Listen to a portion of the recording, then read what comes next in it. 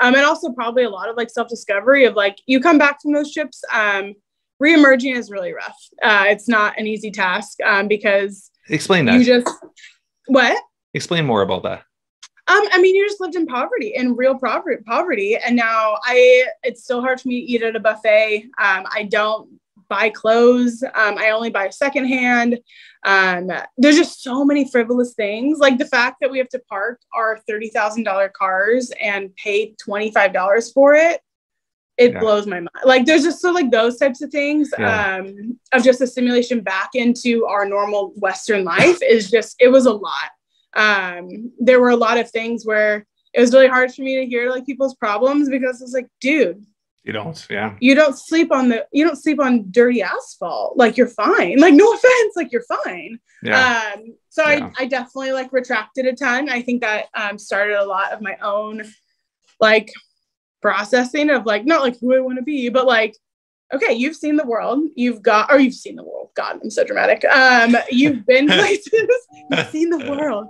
You've been places that like, it changes your perspective forever. And I'm very, very thankful. Like I'll definitely have encourage my kids to get out and like see the world. And like, especially living in Orange County, of like so much of it is so frivolous. And of even just like eating out, the fact that I ate the same damn meal for 3 months straight and I loved it. I'm into it, whatever. Yes. But the fact that like I came back and my friends, even just like the tipping point of like my friends would be like, where do you want to eat? And I was like, oh my God, we're so dumb. Like how American is that I have 18 different cultures at my back door and I'm still like, I don't know.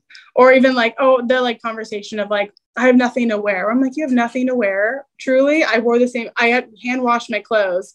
I mean, I'm not meaning like, oh, look at me, but like the culture of it, of like, you hand wash your clothes and that is a place of community versus like this fast fashion of looking good for something, for somebody. So I feel like it's kept me pretty grounded.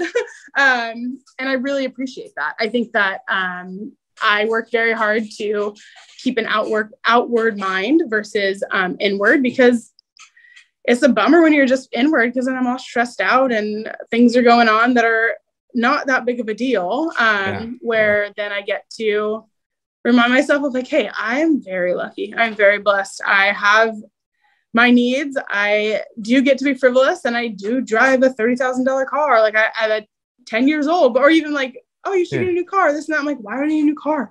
It literally works perfect. I will drive that into the ground, because why would I not? Like, I don't know.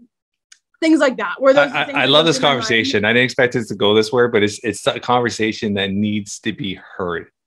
I love it. I love don't it. Go beyond their boundaries. They don't. You don't. And I think we get so stuck with social media and which is why I don't do self-branding. You said that before.